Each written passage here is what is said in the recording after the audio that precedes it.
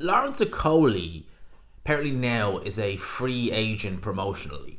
So it means that he's no longer tied to Boxer. He's free to do what he wants. I seen Just Done a Boxing do a video on this, and I went and actually seen Everything Boxing on X, or the ones who broke this news about a day ago. It was going from a Boxing Social interview that Cody gave where he was mentioning the likes of Joseph Parker. So Cody now is apparently free of Boxer. He's promotionally, he can go wherever he likes. But here's the problem. Here's the big problem. Where does he go? And it's not just where does he go, it's who's going to be willing to actually take him on. Now, Okolie left Eddie Hearn. I think it was he signed with, I think it was all of 2022 thereabouts when all this him and Hearn stuff kind of originally broke.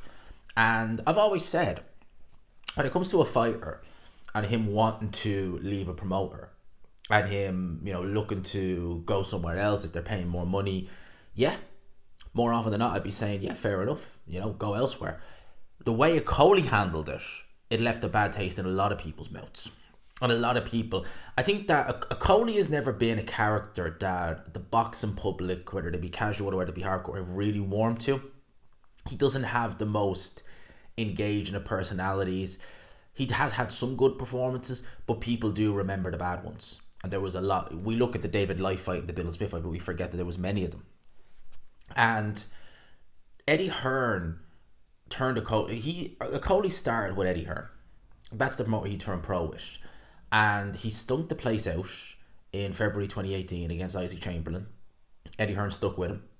That September, on the undercard of Joshua Povetkin, he outdid himself because he absolutely stunk the place out against Manny Askin, to the point where Eddie Hearn was even critical of him during the fight and post-fight.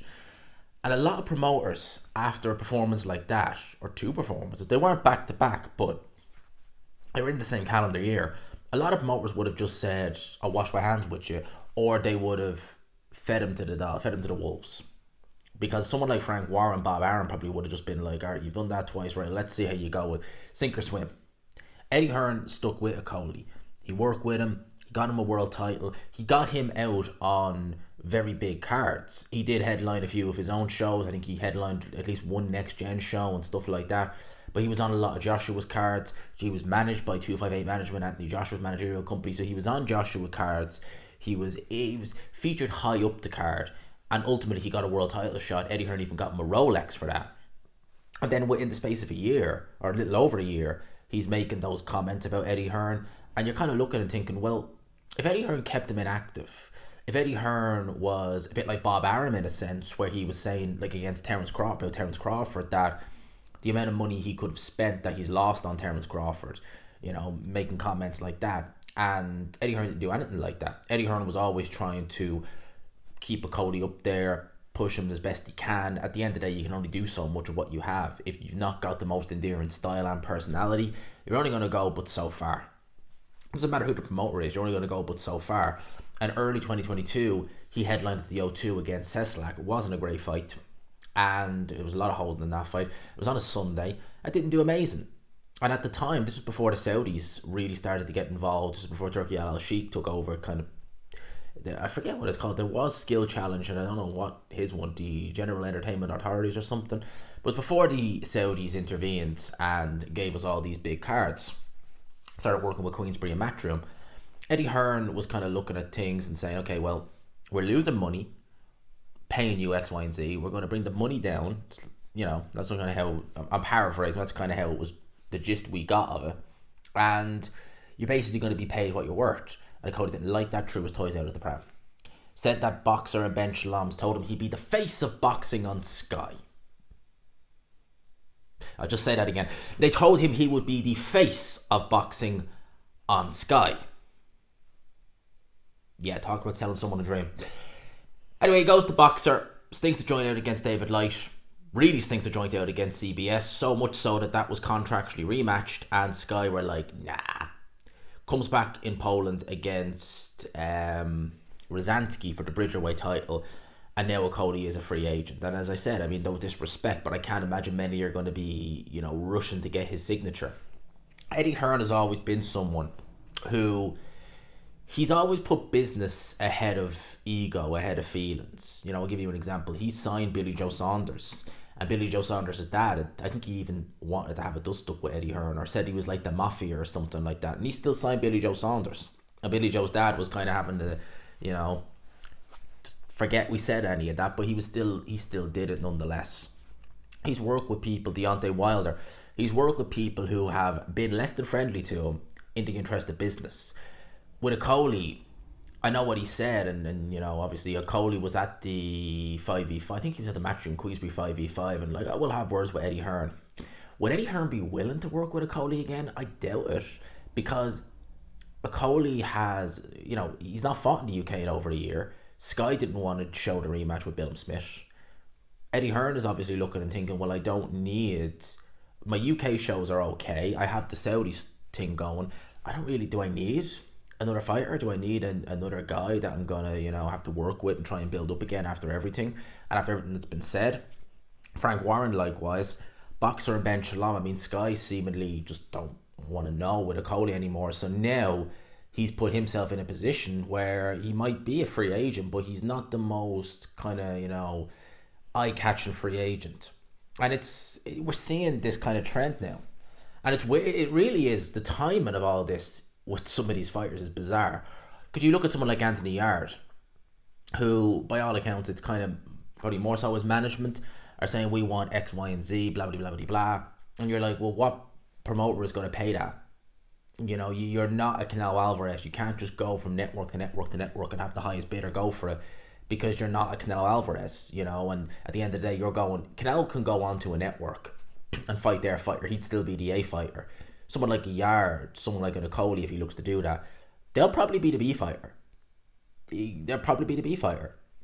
And they're doing all this at a time when the two major promoters in the UK, Frank and Eddie, have these dealings with the Saudis, and you have fighters like Willie Hutchinson, people like that, who are going to make good money. They're going to make excellent money fighting on those Saudi shows. And the likes of Okolie, the likes of Anthony Yard, they're in the wilderness because they've made very bizarre promotional decisions. I get with Okolie, I don't agree with how he did it, but I get him at the time wanting to go where he perceived the money to be, which was boxer Ben Shalom. He knew Sky very well. He'd fought on there since he was a pro. That's where he wanted to go. And it's weird because if he left it for just over a little over a year, he could be featured predominantly high on these Saudi shows. And if you think about it like this, he could have been on that Matchroom Queensbury, could have been team captain, could have been, he could have fought someone like an Elazara, in the Matchroom Queensbury if Eddie Hearn had his say, like the same way Anthony Yard could have fought Craig Richards. And you look at them and you think, you've lost out on big money, and you're seeking money, certainly in Anthony Yard's case, that I'm sorry, but you're just not worth. A network is these are businesses at the end of the day. They're not going to fork out a crazy amount of money for a fighter who's, in Lawrence Okolie's case, has a kind of bridgerweight title, and that division is still, no one really gives a damn about that. And Yard's someone who doesn't even have a world title. And then with Okolie, he's mentioned the likes of Joseph Parker. I think Lawrence Okolie a heavyweight. Okolie a cruiserweight got by with physical strength, good punching power, and being long, really long, gangly. At heavyweight, everyone a heavyweight can punch. Pretty much everyone can punch a heavyweight. The majority are probably going to be stronger than him. Some of them are going to be even longer and have longer reach and everything. So all the advantages he had at cruiserweight are essentially going to be gone. It's not like he was fighting at cruiserweight using his speed, coordination against cruiserweights, in which case you bring that to heavyweight like Alexander Usyk. It's probably going to be a bit easier because they're going to be even slower than the guys like Gassiev and Bradis. That wasn't a Okolie style. It was use my physical attributes, use my size, use my strength. Well, what happens when you go to heavyweight? Well, that size and strength, gone. And you're going to struggle. So I can't envision Okolie being necessarily the highest on the promoters like Frank Warren, Eddie Hearn's agenda. Could he look to maybe go down the GBM road? Possibly. Be a big signing for them if they did. Sauerland maybe. Could he re-sign with Boxer? But because Boxer, who do they really have? So it's a strange one. It really is a strange one. And again, it goes to, what is it? Is it these fighters overestimating themselves, thinking that, I should be making a crazy amount of money, but based off of what? you know, and you see fighters, they leave Queensbury, they leave Matchroom, and you're like, yeah, but I understand you want, and look, loyalty, yeah, I get it. It's not really got a place in boxing, but at the time you're leaving them is the time where you genuinely could make life-changing sums of money, and you're leaving them to try and make life-changing sums of money when you're not really worth that. You know, it's a bit of a head scratcher for me when I see these fighters make these decisions. But that's that. Let me know your thoughts in the comments section below. Hope you enjoyed the video, people. Smash the like button if you could, and subscribe, of course, as always, if you haven't already. Peace.